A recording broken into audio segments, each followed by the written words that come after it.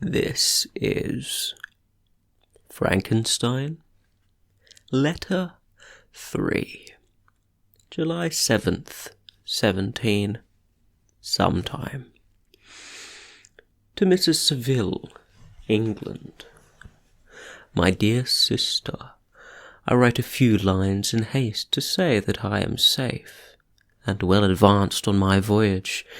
This letter will reach England by a merchantman now on its homeward voyage from Archangel.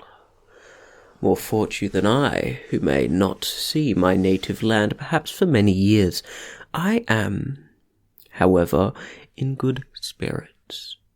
My men are bold and apparently firm of purpose, nor do the floating sheets of ice that continually pass us, indicating the dangers of the region towards which we are advancing, appear to dismay them. We have already reached a very high latitude, but it is the height of summer, and although not so warm as in England, the southern gales which blow us speedily towards these shores which I so ardently desire to attain, breathe a degree of renovating warmth which I had not expected. No incidents have hitherto befallen us that would make a figure in a letter. One or two stiff gales and the springing of a leak are accidents which experienced navigators scarcely remember to record, and I shall be well content if nothing worse happens to us during our voyage. Adieu, my dear Margaret.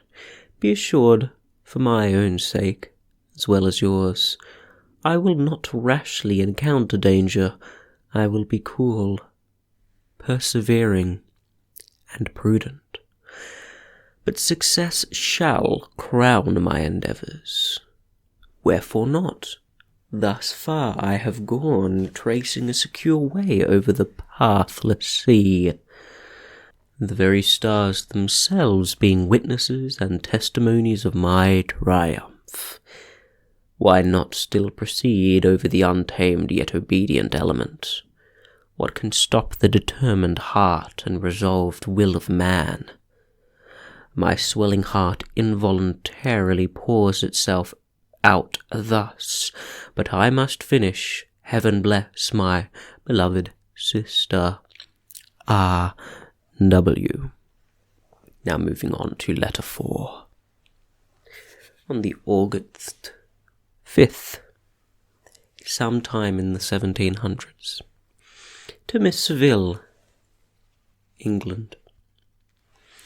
So strange an accident has happened to us that I cannot forbear recording it, although it is very probable that you will see me before these papers can come into your possession.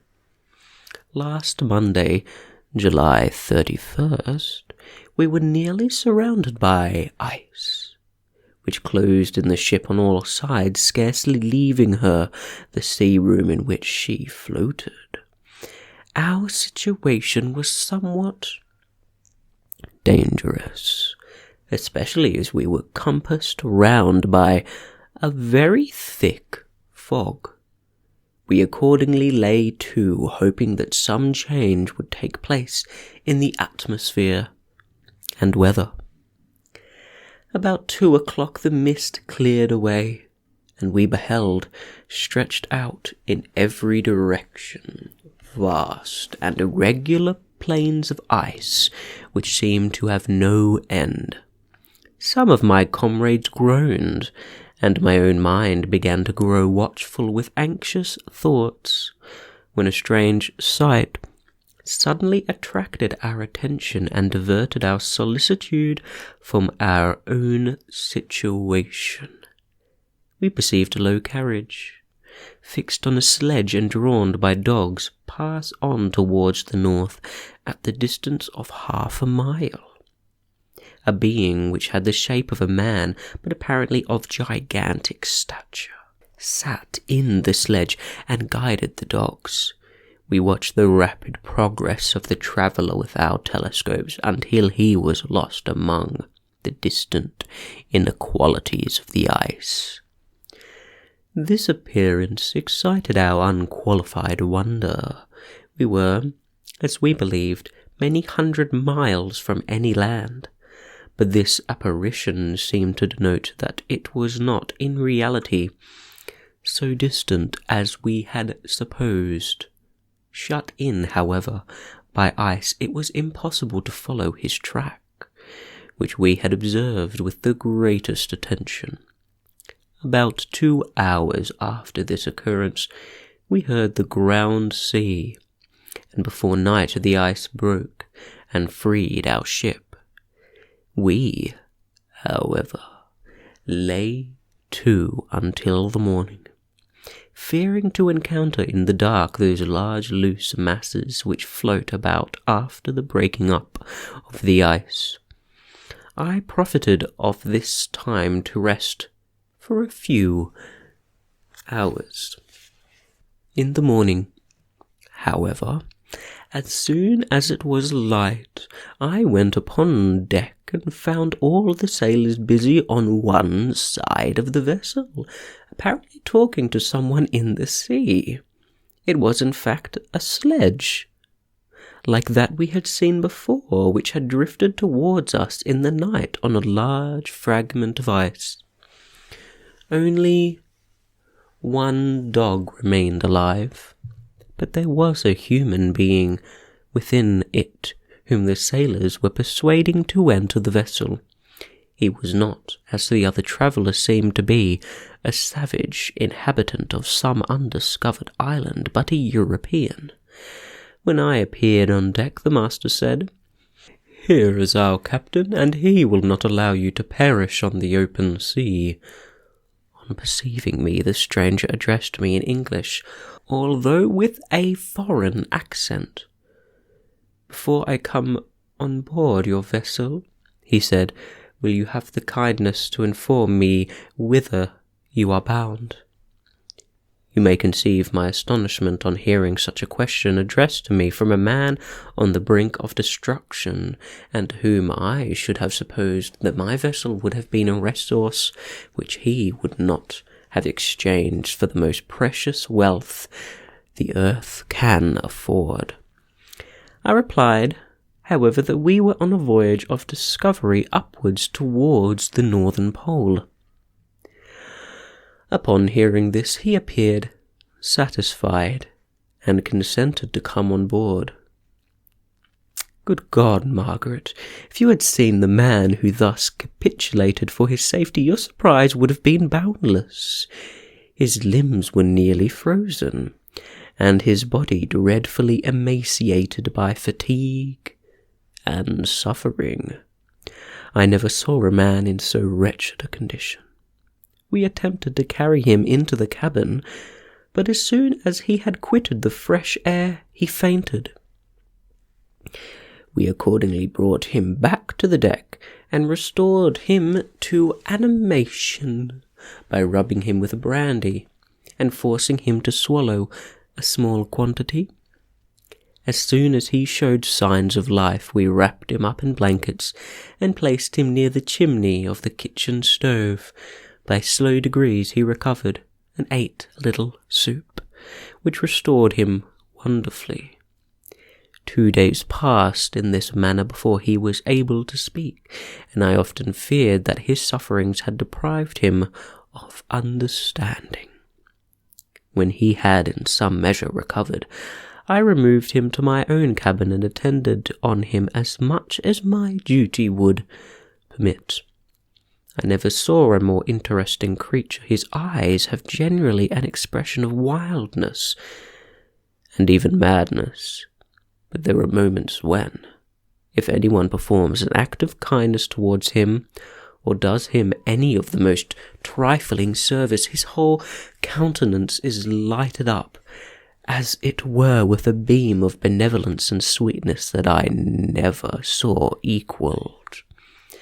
But he is generally melancholy and despairing, and sometimes he gnashes his teeth as if impatient of the weight of woes that oppress him. When my guest was a little recovered, I had great trouble to keep off the men who wished to ask him 1,000 questions, but I would not allow him to be tormented by their idle curiosity. In a state of body and mind, whose restoration evidently depended upon the entire repose, once, however, the lieutenant asked why he had come so far upon the ice in so strange a vehicle. His countenance instantly assumed an aspect of the deepest gloom, and he replied, "To seek one who fled from me." "And did the man who you pursued travel in the same fashion?" "Yes." "Then I fancy we have seen him. For the day before we picked you up, we saw some dogs drawing a sledge with a man in it across the ice." This aroused the stranger's attention, and he asked a multitude of questions concerning the route which the demon, as he called him, had pursued. Soon after, when he was alone with me, he said, "I have doubtless excited your curiosity as well as that of the good people, but you are too considerate to make inquiries." "Certainly, it would indeed be very impertinent and inhuman in me to trouble you with any inquisitiveness of mine. Yet you rescued me from a strange and perilous situation. You have benevolently restored me to life." Soon after this, he inquired if I thought that the breaking up of the ice had destroyed the other sledge. I replied that I could not answer with any degree of certainty, for the ice had not broken until near midnight, and the traveller might have arrived at a place of safety before that time. But of this I could not judge. From this time a new spirit of life animated the decaying frame of the stranger. He manifested the greatest eagerness to be upon deck, to watch for the sledge which had before appeared. But I have persuaded him to remain in the cabin, for he is far too weak to sustain the rawness of the atmosphere. I have promised that someone should watch for him and give him instant notice if any new object should appear in sight. Such is my journal of what relates to this strange occurrence up to the present day. The stranger has gradually improved in health, but is very silent and appears uneasy when anyone except myself enters his cabin. Yet his manners are so conciliating and gentle that the sailors are all interested in him, although they have had a very little communication with him. For my own part, I began to love him as a brother, and his constant and deep grief fills me with sympathy and compassion. He must have been a noble creature in his better days, being even now in wreck so attractive and amiable. I said in one of my letters, my dear Margaret, that I should find no friend on the wide ocean, yet I have found a man who, before his spirit had been broken by misery, I should have been happy to have possessed as the brother of my heart. I shall continue my journey concerning the stranger at intervals should I have any fresh incidents to record. Moving to August 13th. My affection for my guest increases every day. He excites at once my admiration and my pity to an astonishing degree. How can I see so noble a creature destroyed by misery without the feeling of the most poignant grief? He is so gentle, yet so wise. His mind is so cultivated, and when he speaks, although his words are culled with the choicest art, yet they flow with rapidity and unparalleled eloquence. He is now much recovered from his illness, and is continually on the deck, apparently watching for the sledge that preceded his own. Yet, although unhappy, he is not so utterly occupied by his own misery, but that he interests himself deeply in the projects of others. He has frequently conversed with me on mine, which I have communicated to him without disguise. He entered attentively into all my arguments in favour of my eventual success, and into every minute detail of the measures I had taken to secure it. I was easily led by the sympathy which he evinced to use the language of my heart, to give utterance to the burning ardour of my soul, and to say, with all the fervour that warned me, how gladly I would sacrifice my fortune, my existence, my every hope, to the furtherance of my enterprise. One man's life or death were but a small price to pay for the acquirement of the knowledge which I sought, for the dominion I should acquire and transmit over the elemental foes of our race. As I spoke, a dark gloom spread over my listener's countenance. At first I perceived that he tried to suppress his emotion. He placed his hands before his eyes, and my voice quivered and failed me as I beheld tears trickle fast from between his fingers. A groan burst from his heaving breast. I paused. At length he spoke in broken accents. "Unhappy man, do you share my madness? Have you drunk also of the intoxicating draught? Hear me, let me reveal my tale, and you will dash the cup from your lips." Such words, you may imagine, strongly excite my curiosity, but the paroxysm of grief that had seized the stranger overcame his weakened powers, and many hours of repose and tranquil conversation were necessary to restore his composure. Having conquered the violence of his feelings, he appeared to despise himself for being the slave of passion, and quelling the dark tyranny of despair. He led me again to converse concerning myself personally. He asked me the history of my earlier years. The tale was quickly told, but it awakened various trains of reflection. I spoke of my desire of finding a friend, of my thirst for a more intimate sympathy with a fellow mind than had ever fallen to my lot, and expressed my conviction that a man could boast of little happiness who did not enjoy this blessing. "I agree with you," replied the stranger. "We are unfashioned creatures, but half made up. If one wiser, better, dearer than ourselves, such a friend ought to be. Do not lend his aid to perfectionate our weak and faulty nature. I once had a friend, the most noble of human creatures, and am entitled therefore to judge respecting friendship. You have hope and the world before you, and have no cause for despair, but I have lost everything, and cannot begin life anew." As he said this, his countenance became expressive of a calm, settled grief that touched me to the heart, but he was silent, and presently retired to his cabin. Even broken in spirits as he is, no one can feel more deeply than he does the beauties of nature.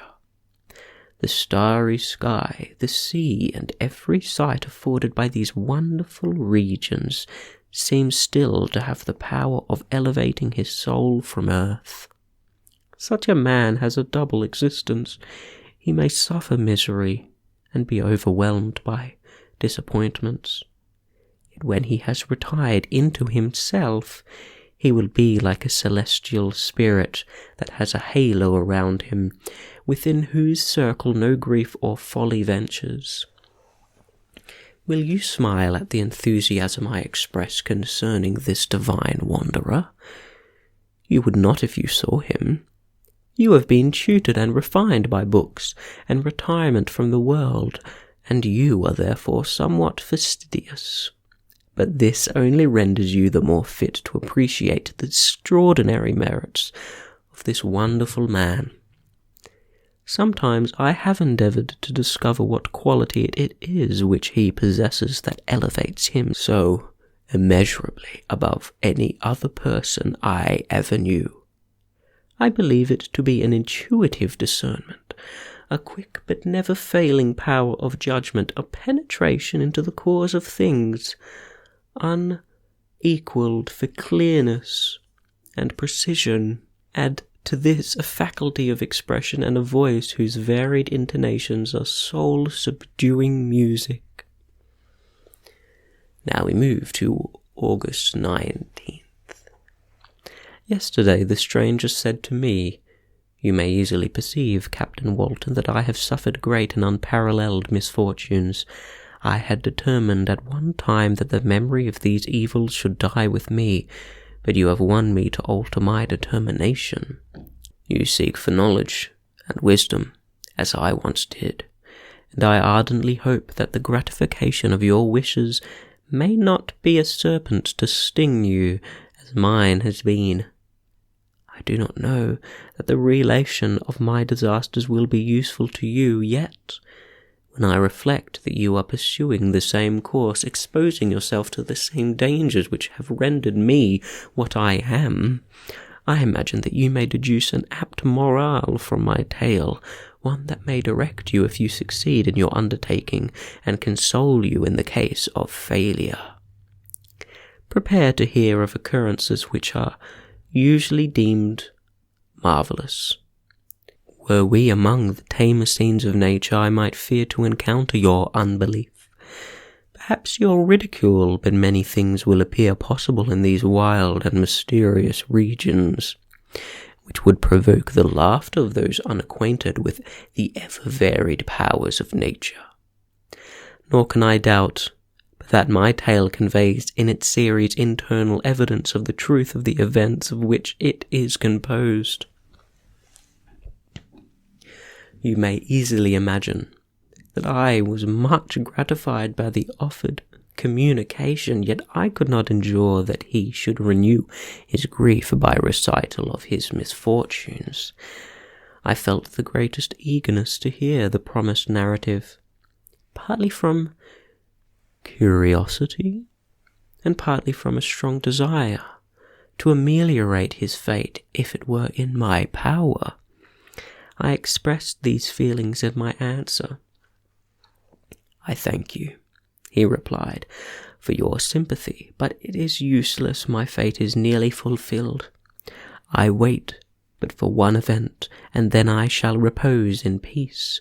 I understand your feeling," continued he, perceiving that I wished to interrupt him, "but you are mistaken, my friend. If thus you will allow me to name you, nothing can alter my destiny. Listen to my history, and you will perceive how irrevocably it is determined." He then told me that he would commence his narrative the next day when I should be at leisure. This promise drew me the warmest thanks.